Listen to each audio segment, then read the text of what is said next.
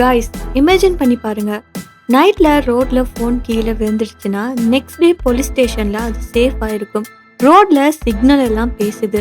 அது மட்டும் இல்லாம வாட்டர்மெலனோட ஷேப் நாம எப்பயுமே ரவுண்டா தான் பார்த்திருப்போம். ஆனா இந்த நாட்டுல பாத்தீங்கன்னா சதுர வடிவத்துல இருக்குது. ஸோ இப்படியெல்லாம் ஒரு இடத்துல இருக்குமான்னு கேட்டா இருக்கு. ஜப்பான்ல இருக்கு. ஸோ இதுதான் ஜப்பானோட ரியாலிட்டின்னு சொல்லலாம். இன்னைக்கு நம்ம இந்த வீடியோவில் என்ன பார்க்க போறோம்னா, ஜப்பான்ல இருக்கக்கூடிய சில வியர்டான திங்ஸ் எல்லாம் பற்றி தான்.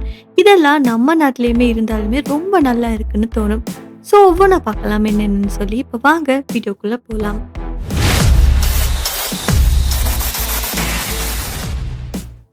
ஸோ முதலாவது பார்த்தீங்கன்னா, நம்ம நிறைய இடங்களில் வெண்டிங் மெஷினை பார்த்துருப்போம்.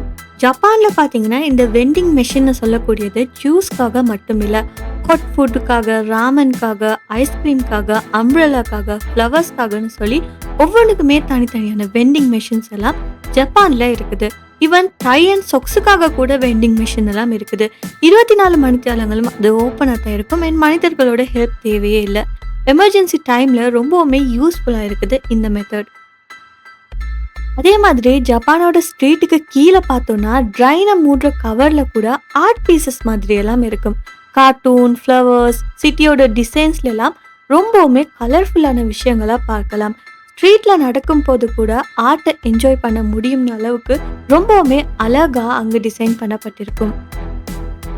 அடுத்து பார்த்தீங்கன்னா, பொதுவாக நிறைய நாடுகளில் ஒரு விஷயம் தொலைஞ்சிருச்சுன்னா கிடைக்கிறது ரொம்பவுமே கஷ்டம். ஆனால் ஜப்பானில் ஒரு விஷயம் பப்ளிக்கில் மிஸ் ஆகிச்சுன்னா பெனிக்காக வேண்டிய எந்த அவசியமே இல்லை. ஏன்னா மோஸ்ட் கேசஸில் பார்த்தீங்கன்னா லொஸ்டான ஐட்டம் திரும்ப வந்துடும். பீப்புள் ரொம்ப ஆனஸ்டாக இருப்பாங்க. போலீஸ் ஸ்டேஷனில் லொஸ்டான ஐட்டமை ஃபுல்லாக சேஃபாக ஸ்டோர் பண்ணுவாங்க. ஸோ இது எல்லாமே ஜப்பானோட ட்ரஸ்ட் கல்ச்சரில் ரொம்பவுமே ஸ்பெஷலாக பார்க்கப்படுது. அதே மாதிரி ஜப்பானோட ரோட்ல இருக்கக்கூடிய சிக்னல்ஸ் எல்லாம் பார்த்தீங்கன்னா பேசும். ஸோ இது ஒரு உண்மைதான். க்ரீன் லைட் வந்தால் க்ராஸ் பண்ணலாம்னு சொல்லி ஒரு வாய்ஸ் வரும். இது அங்கே இருக்கக்கூடிய பிளைண்ட் பீப்புளுக்கு ரொம்பவுமே ஹெல்ப்ஃபுல்லாக இருக்குது. ஸோ ஜப்பானில் இருக்கிற டெக்னாலஜி எல்லாம் பார்த்தீங்கன்னா கேவோட சேர்ந்து இருக்குது. இது ஜப்பானோட ஒரு யூனிக்கான ஸ்டைல்னு சொல்லலாம். அதுக்கப்புறம் பார்த்தீங்கன்னா ஜப்பானில் ஒரு வியர்டான விஷயம் இருக்குது. அது என்னன்னா, மிடில் ஏஜ் மேனை ரெண்ட் பண்ணலாம். அதாவது எதுக்காக இப்படி பண்ணுறாங்கன்னா, அவங்க கிட்ட அட்வைஸ் கேட்க ஒரு பார்ட்னரோட கம்பெனி வேணும். இந்த மாதிரி சிம்பிளான விஷயங்களுக்காக அவங்க இப்படி மிடில் ஏஜ்டான ஒரு மேனை ரெண்ட் பண்ணிக்கிறாங்க. இங்கே ரொமான்ஸோ இல்லைன்னா ட்ராமாவோ எதுவுமே நடக்காது. ஜஸ்ட் ஒரு ஹியூமன் சப்போர்ட்காக மட்டுமே இப்படி ரெண்ட் பண்ணுற மெத்தட் எல்லாம் ஜப்பானில் இருக்குது. அதுக்கப்புறம் பார்த்தீங்கன்னா ஜப்பானோட ட்ரெயின் ஸ்டேஷன்ஸ் எல்லாமே ரொம்பவுமே ரஷ்ஷாக தான் இருக்கும். கூட்டம் நிறைஞ்சிக்கிட்டே இருக்கும். மக்கள் அதிகமாக இருப்பாங்க. ஸோ அப்படி கூட்டம் நிறைஞ்சிருக்கிற டைமில் ட்ரெயினில் இடம் இல்லைன்னா ஸ்பெஷலான ஸ்டாஃப்ஸ் எல்லாம் இருப்பாங்க. அவங்க ஒரு யூனிஃபார்ம் போட்டிருப்பாங்க. அப்படி யூனிஃபார்ம் போட்டிருக்கிற பீப்புள் உள்ளே இருக்கிற பீப்புளை புஷ் பண்ணுவாங்க. ஸோ க்ரௌடை கண்ட்ரோல் பண்ணுறதுக்காக தான் இப்படி ஒரு விஷயம் ஜப்பானில் நடக்குது. ஏன்னா அதுக்கப்புறம் பார்த்தீங்கன்னா ஜப்பானில் ஒரு மிஸ்டேக் ஆகிடுச்சுன்னா சாரி சொல்கிறது ரொம்பவுமே முக்கியமான ஒரு விஷயமா பார்க்கப்படுது அவங்களோட கல்ச்சரில். ஸோ கம்பெனி ஒரு மிஸ்டேக் பண்ணிருச்சுன்னா அந்த கம்பெனியோட சிஇஓ பார்த்தீங்கன்னா பப்ளிக்காக மன்னிப்பு கேட்பாரு. ஸோ அந்த மன்னிப்புன்னு சொல்லக்கூடியது ஜஸ்ட் ஒரு சொரின்னு சொல்லக்கூடிய வார்த்தை மட்டும் இல்லை. அவர் அதை ஒரு ரெஸ்பெக்டாக பார்க்குறாரு. அதாவது மக்களுக்கு செய்யக்கூடிய ஒரு ரெஸ்பெக்டாக நினைக்கிறாரு. ஸோ இதுவுமே அவங்களோட கல்ச்சர் இருக்கக்கூடிய நமக்கு தெரியக்கூடிய ரொம்பவுமே ரேரான ஒரு விஷயமா இருக்குது. அதுக்கப்புறம் பார்த்தீங்கன்னா ஜப்பானில் டிப் கொடுத்தா அது ஒரு ப்ராப்ளமாக பார்க்குறாங்க. அவங்க இன்சல்ட் பண்ணப்பட்டதை அவங்க நினைக்கிறாங்க. ஏன்னா நல்ல ஒரு சர்வீஸ்னா அது டியூட்டின்னு சொல்லி அவங்க நம்புகிறாங்க. மணி வேணும்னா அதுக்கான ப்ரைஸை ஆல்ரெடி அவங்க இன்க்ளூட் பண்ணியிருப்பாங்க. அதனாலே இந்த டிப் கொடுக்குற கல்ச்சர் பார்த்தீங்கன்னா ஜப்பானில் செய்யப்படாது. அதை ஒரு இன்சல்ட்டாக பார்க்குறாங்க. நிறைய பேர் நினைக்கிறது என்னன்னா, ஸ்ட்ரீட்டில் தூங்குறது நமக்கு சேஃப் இல்லைன்னு சொல்லி. பட் ஜப்பானில் பார்த்தீங்கன்னா ஸ்ட்ரீட்டில் தூங்குறது தான் ரொம்பவுமே சேஃபான ஒரு விஷயமா இருக்குது. ஃபோன் சைடில் இருந்தாலுமே கூட யாருமே தொட மாட்டாங்க. க்ரைம் ரேட்டும் ரொம்ப கம்மியாக இருக்குது. அங்கே இருக்கிற மக்களுக்கு இடையில் பார்த்தீங்கன்னா ட்ரஸ்ட் லெவல் ரொம்பவுமே அதிகமாக இருக்குது. அதனால இந்த ஜப்பானோட ஸ்ட்ரீட்டில் தூங்குறது ரொம்பவுமே சேஃபான ஒரு விஷயமா இருக்குது.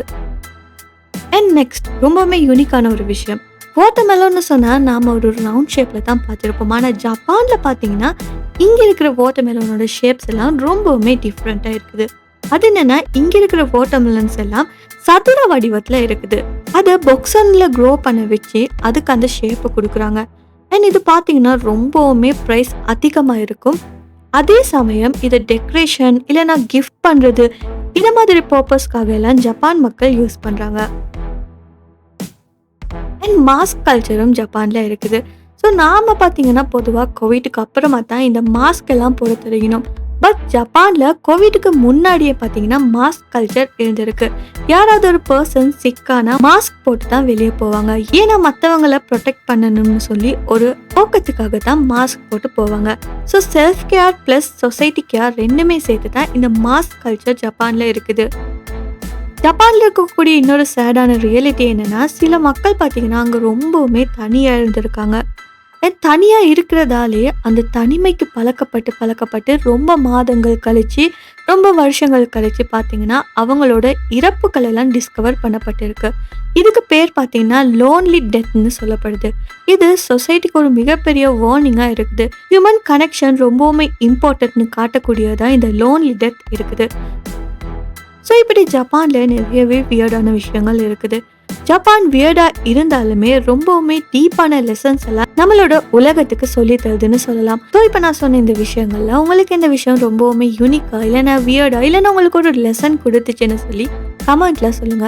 அது மட்டும் இல்லாமல் இந்த வீடியோ பிடிச்சா மறக்காம இந்த வீடியோ லைக் பண்ணி ஷேர் பண்ணி மறக்காம நம்ம யூடியூப் சேனலையும் சப்ஸ்கிரைப் பண்ணிக்கோங்க.